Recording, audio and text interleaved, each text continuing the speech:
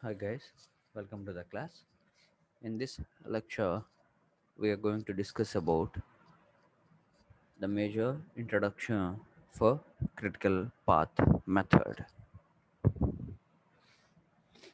Here, previously we have seen for, for managing of a project, we have two methods, two major methods that are applied to manage for a project within the schedule and within the cost. So, critical path method, which is also known as CPM, and a PERT, which is project evaluation and review technique. So, moving on, what is the definition for critical path method? It is nothing but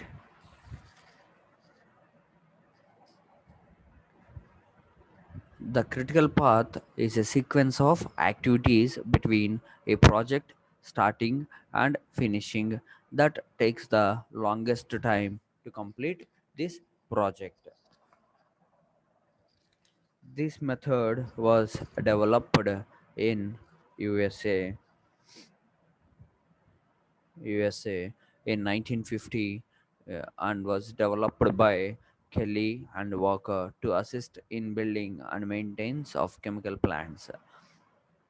The critical path method is based on mathematical calculations and it is used for scheduling project activities. In this critical path method, the initial critical path method was used for managing plant maintenance projects.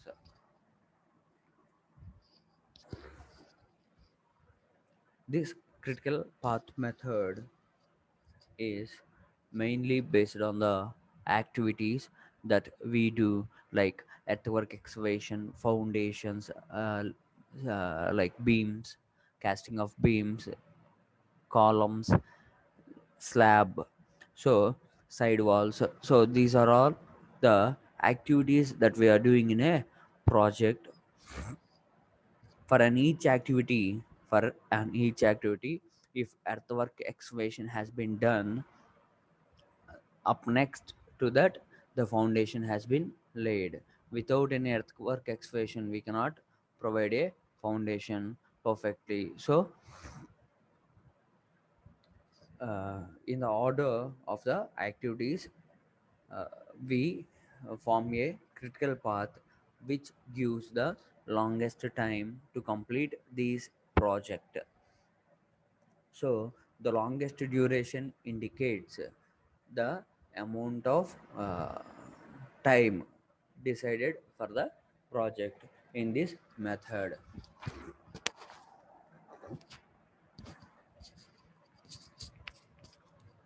Critical path method is a in the is the sequential activities from start to the end of a project. Although many projects have only one critical path, some projects may have more than one critical path depending on the flow logic used in the project. The essential technique for using CPM is to construct a model of the project that includes the following: the essential technique for using critical path method. So,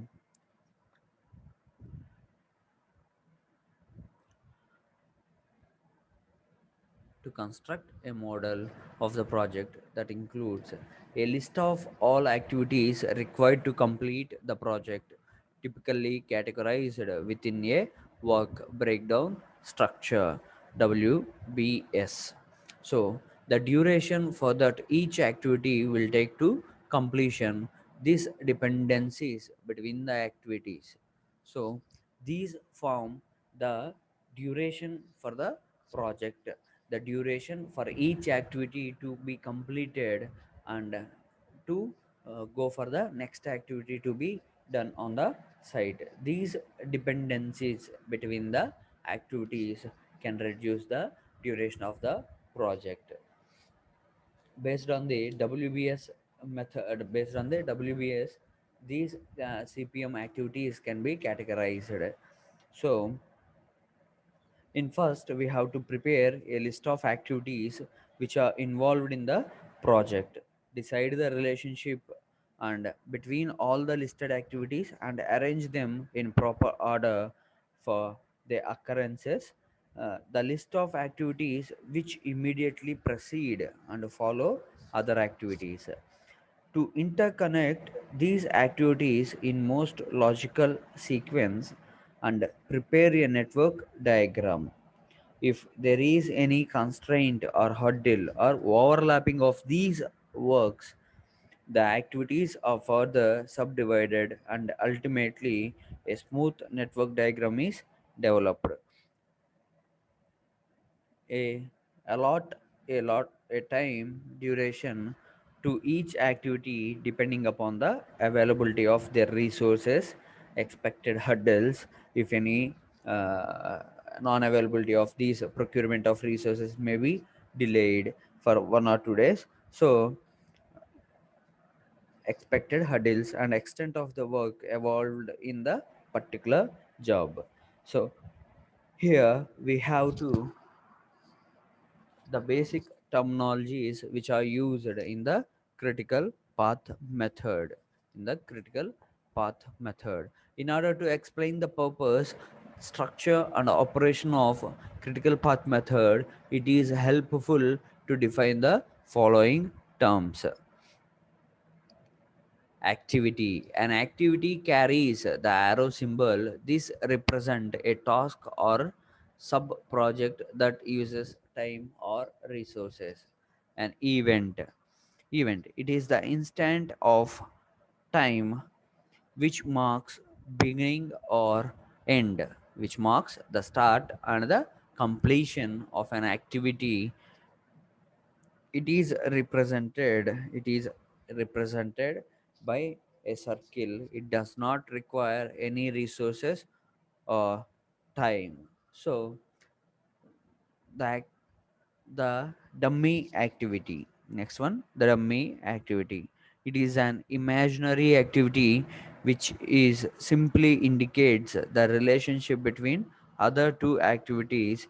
It does not require any resource or time. It is represented by a dotted line, which is used to maintain a predefined precedence relationship only during the construction of the project. And these dotted lines that we provide is called as dummy activity. Next, parallel activity. There are two activity which being at the same event and at the same event which may start at the same point and may end at the same point. So these activities are called parallel activities. Path. A path is a series of adjacent activities leading from one event to another event. One event to another event. Critical path. Critical path. This is the path.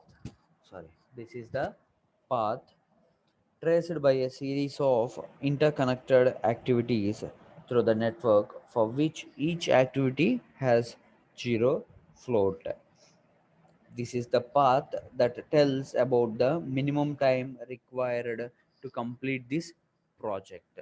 A critical path is nothing but a series of sequence of critical activities that forms a continuous path between the start of a project and its completion. Start of a project and its completions. So there are another important definitions that are duration. It is the time required to perform an activity. It may be expressed in hours, days, weeks, or months. Earliest starting time. This is the earliest time when an activity can be started, and latest start. This is the latest time that an activity can be started without affecting the completion schedule of the project. Latest finishing time, that is, this is the LFT, nothing but latest finishing time, that an activity can be finished without affecting the schedule of the project. So, total float, this is the lapse of time for which start or finish of an activity can be delayed without affecting the schedule of the project. Here we can see the situations in a network diagram. A must finish before either B or C can start. It called as burst event. These are the situations that may occur in the network diagram. These indicates the work. These indicates here the first network diagram is if the work for the activity A must finish before the activity starts for B or C can start. It is called as burst event. And next one, here these are the arrows that indicates from the for an activity A and B, similarly of before the C activity. Both A and B must finish before C can start. It is called as merged event. Here we can see A and B in this situation of network diagram. Here they both start uh, at the same point and may finish warily and continue from after completion of C. Here after completion of A, here the C must start. This event is called as dangling events. These are not allowed in the network diagrams or to prefer for a project to be considered uh, with as a network diagram. And here uh, after completing of an activity A, the B starts and a dummy activity follows from the after completion of A. Here A must finish before B can start. A must finish before B can start. And here you can observe, here if you consider this as a whole diagram, this has a whole diagram. Here A, after starting up of A for few hours or few days, here the activity of C is starting. So after completing of B, after completing of activity A, the B activity can be started. And here after completing of C, the D activity has been started. Here A must finish before B can start.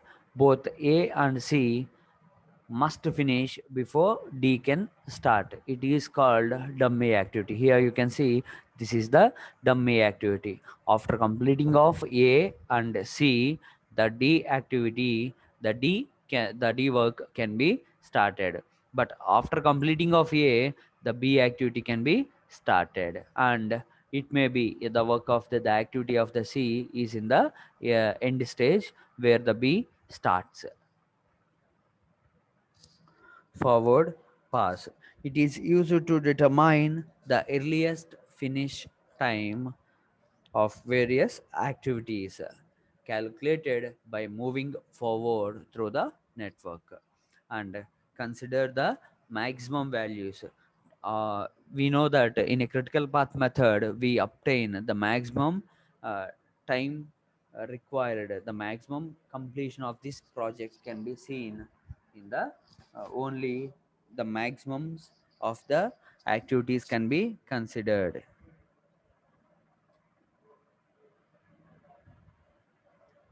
Next, backward pass. It is used to determine the latest finishing time of activities evolved in the project. So these backward pass can be considered minimum values by calculated by moving backward through the network diagram. Float activity. Float activity for an activity is the difference between the earliest and latest starting time or earliest and latest finishing time. Steps in the critical path method.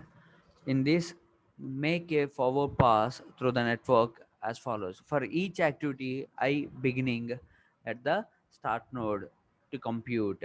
Here, earliest starting time, the maximum of the earliest finish times of all activities immediately preceding activity. After uh, the maximum of the earliest finishing times of all the activities immediately preceding activity I. This is 0 for an activity with no predecessors. So this is the earliest time an activity can begin without violation of immediate predecessors requirements. Earliest finishing time. This is the combination of earliest starting time and time to complete this activity I. This represents the earliest time at which an activity can end. The project completion time is the maximum of the earliest finishing times at the finishing node. And also make backward pass through the network as follows. Move sequentially backward from the finishing node to the starting node at the given node j. Consider all the activities ending at node j. For each of these activities I comma j, latest finishing time lft is nothing but the maximum of the latest start times beginning at node j. For node n, this is the project completing time. This is the latest time an activity can end without delaying the entire project. So latest starting time, this is the combination, this is the activities of latest finishing time uh, minus time to complete an activity I comma j. This is the latest time an activity can begin without delaying the entire project. Calculate the float time for each activity. Float is nothing but latest starting minus earliest starting time or latest finishing time to earliest finishing time. A critical path is a path of activities. This is the path traced by series of interconnected activities through the network for which each activity has zero float. This is the path that tells about the minimum time required to complete a project. Minimum time required to complete a project. Here you can see an activity list. Construct the CPM network using the details below and determine critical path. Here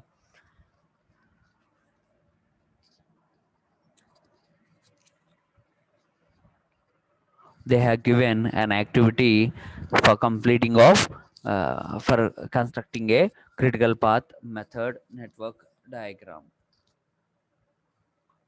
Here from starting here from an early starting time we have 0 0 time indicators that an activity a starts at any time.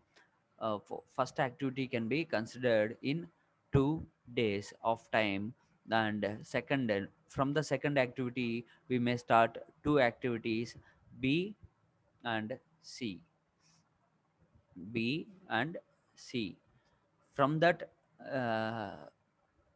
work going on for B, the completing after completing of C, the activity of D has been started. Here, the activity of D has been started with a duration of 4 days, with a duration of completion of time in weeks. Here, it takes about 4 weeks of completing of assigned activity D within 4 weeks.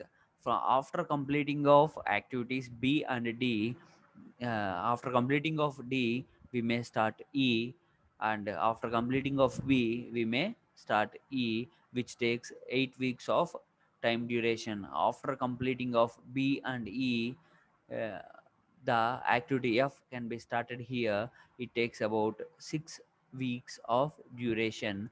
After completing of activity F, here we go through activity for G, which takes about 2 weeks. Here the activities are 1, 2, 3, 4, 5, 6, 7. 7 activities, 7 works can be assigned in this uh, project. So for the first, for the first, this is of about 2 weeks of time to be completed. So activity chart for the earliest starting to the earliest finishing. Earliest starting and the latest starting should be of 0. So there is no, here you can observe, there is no starting of the charts. So we take as 00 for the earliest and latest time. Here for the activity of B, for the activity of B, the time duration is of 3. The earliest starting time is of after completing of work activity A, we may start this project of 2 weeks of time can be taken. Earliest finishing time. Finishing time, if the activity A will be finished in 2 weeks. So earliest finishing time here we can see is 2. So for the activity B, it is of completing of finishing of this earliest time, the combination after completing of the activity 2 weeks plus for the activity to be completed for B is of 3 weeks. Here the earliest finishing time is of 5 weeks, and here the work here 3 weeks. If if the work B and C are started at equal time, can be the work B has been completed in 3 weeks and C is also of 3 weeks. So here the earliest finishing time for the activity C is also 5 weeks, and for the D it is of 4 weeks. So here we add here, it completes in the 3 weeks, but it completes in the 3 weeks. The activity B and C completes in both completes in 3 weeks. Here the activity D is started from after completing of C activity. Here the D starts and ends about, it took about 4 weeks of duration. Here we can observe D is the 4, and for the earliest starting time it is of after, it should be started after first completing of C activity. Here activity A is completed to start activity B and C at the same time. So the earliest starting time for this project is of 2 plus 3, and earliest starting time is 2 plus 3, that is 5. For the activity to be started for D is 5 weeks, and the activity to be finished is of 5 plus 4, that is of 9 weeks of time is required. And activity E is started after completing of activity D, that is of 5 plus 4, 9. 5 plus 4, 9. And for the finishing of these activity, we may have earliest starting time and duration. Earliest starting time and duration 9 plus 8. After completing of the activity D, the work of the E is started. So and to complete this activity of E, it takes about 8 weeks of time, that is 9 plus 8. 9 plus 8, that is of 17. 9 plus 8, that is of 17. For the activity here we can observe, for the activity to be started for F, it must complete the activities of B and E. After completing of these activities only, then the F the F activity should be started. The F activity should be started. It is of like for the for the earliest starting time for the earliest starting time for the earliest starting time of an activity A is of 0, and for the earliest starting time of activity B is of 2 weeks. Here you can observe, after completing of an activity A, the B activity is started. So the B activity should have an early starting time of 2 weeks, and for the same as activity C, that is started after the completing of activity A, both B and C starts at earlier starting time of 2 weeks. 2 weeks. And after completing of if the activity D has to be started, the completing of C activity must be done within 3 weeks. So the earliest starting time for the activity is for the D is of 3 plus 2, that is of after completing of activity C only we may start the D activity. Here the earliest starting time for the activity D must be 2 plus 3, that is of 5. So earliest starting time for the activity D is of 5, and for the activity E the earliest starting time should be 2 plus 3 plus 4, that is of 9. And for the earliest starting time of the activity F is of 2 plus 3 plus 4 plus 8, that is of 5, 9 and 17. For the earliest time to be started for G is of 17 plus 6, that is of 23. Earliest starting time should require for an activity G should to take starts to be take is of 17 weeks of completing of A, C, D, E, and also plus 6 weeks of F activity to be completed before G starts. So it takes about 23 weeks for starting up of activity G here.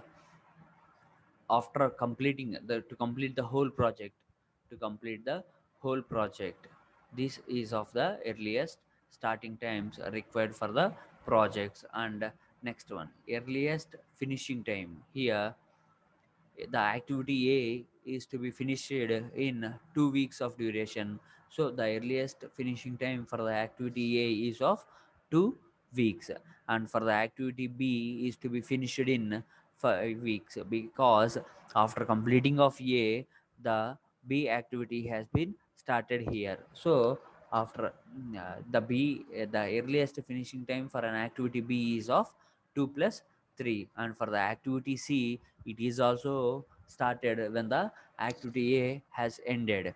So it takes about finishing of activity C. The earliest finishing time for the activity C is also of 5, and for the activity D to complete is of 2 plus 3 plus 4, that is of 9 weeks of time should require to finish the activity of D. And for the activity E to be finished at a time duration of 8 weeks.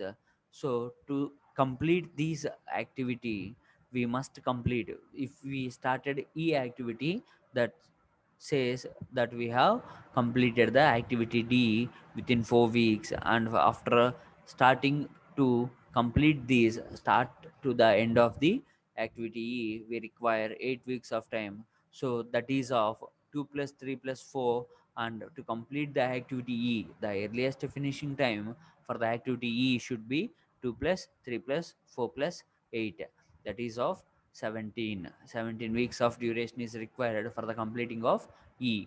And for the completion of F, we may have 6 weeks of duration for start to the end of the activity F.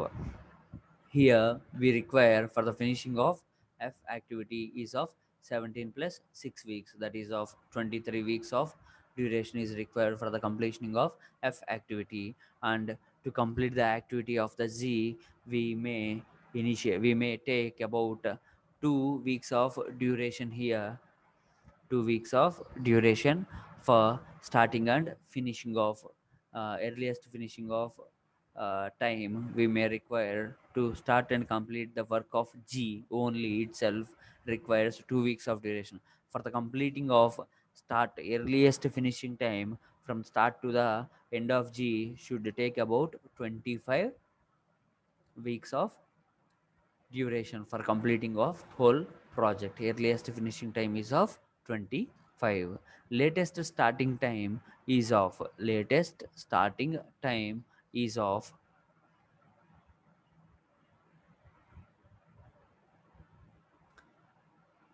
latest starting time is of for A, the latest starting time is of 0. Earliest starting time is 0 and the latest starting time is 0. For starting up of B, it is of it is of 14, which may we consider from the backward duration, which we consider from the backward duration. And for the latest starting time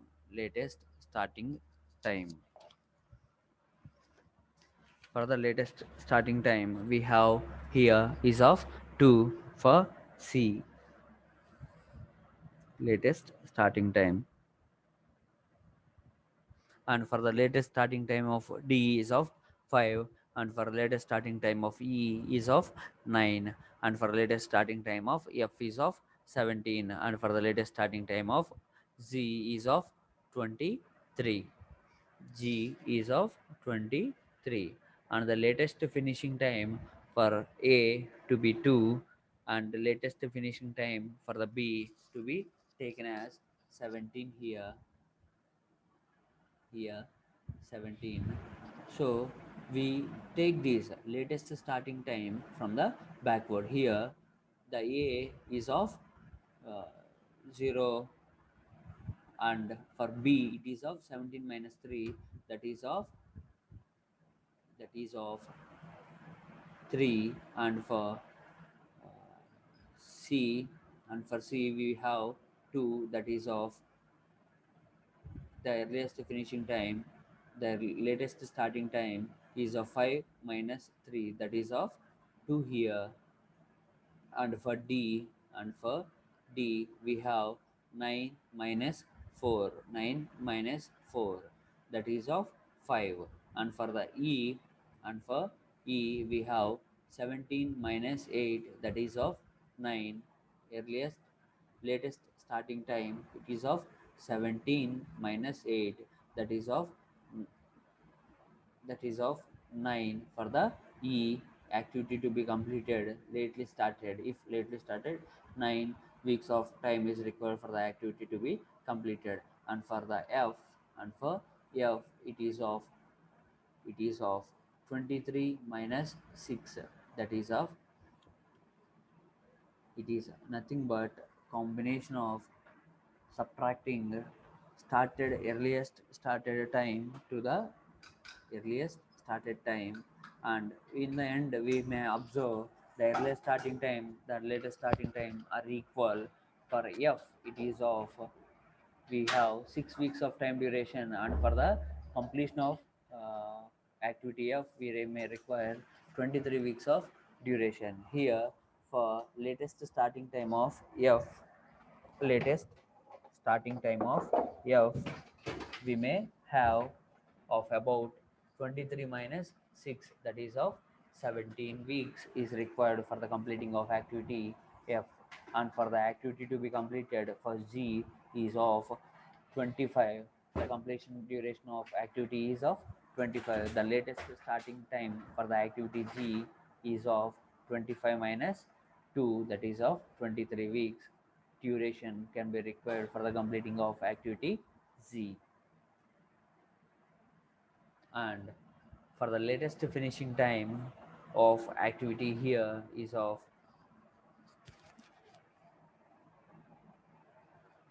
A, that is of latest time to the latest start is of latest finish, that is of 2. And for B it is of 14 plus 3 17, and for C 3 plus 2, that is of 5. And for D 4 plus 5, that is of 9 weeks of duration for finishing up of that activity. And for the E that is of 8 plus 9, that is of 17. And for F activity to be the latest finishing time should be of 6 plus 17, that is of 23. And for Z activity it is of 2 plus 23, that is of 25. Here for the slack, the latest starting time minus earliest starting time. Latest starting time is of 0 and the earliest starting time is of 0, that is of A activity is critical path. In the critical path we may observe the activity A, and in the B activity the earliest starting time is 2 and the latest starting time is 17. The slack difference is 12. This part, this activity cannot be included in the critical path direction. And for C it is of 3 and latest starting time is of ls is of 2 and for the earliest starting time is 3, so the slack difference is 0. And for the D it is of latest time is 9 and the earliest time is of latest start is of 5 and earliest start is of 5, so the slack difference is 0. And for the activity E, the latest starting time is of 9 and for the earliest starting time is of 9, so the slack difference here is also observed as 0. And for slack difference for the activity F is of 17 minus 17, 17 minus 17, so the slack is 0. And for the activity Z it is of 23 minus 23. Here we may observe the path of further critical path method is 1, 2, activity 2 and 3, 4, 5, 6, 7. We cannot consider path as 1, 2, 5, 6, 7. We have to consider as a critical path method it is of 1, 2, 3, 4, 5, 6, 7.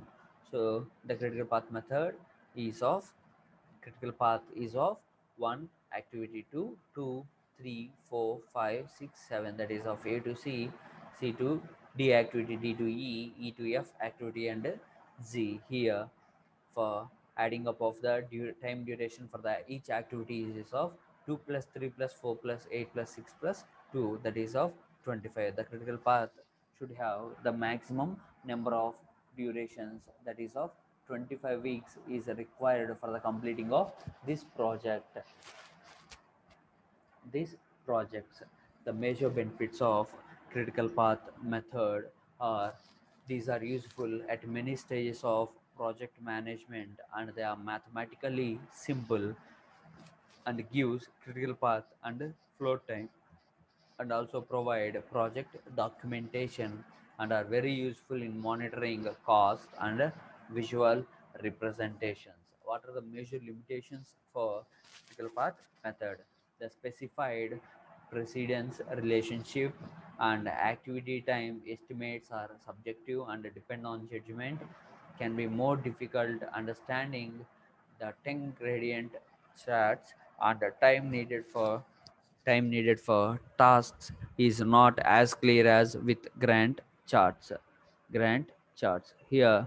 These are the major benefits for critical path method. They are mathematically simple in use and are easy for easy to understand and gives critical path and also flow time. They provide the project documentation and are useful in monitoring cost and also for the visual representation of a project which is going to be uh, done.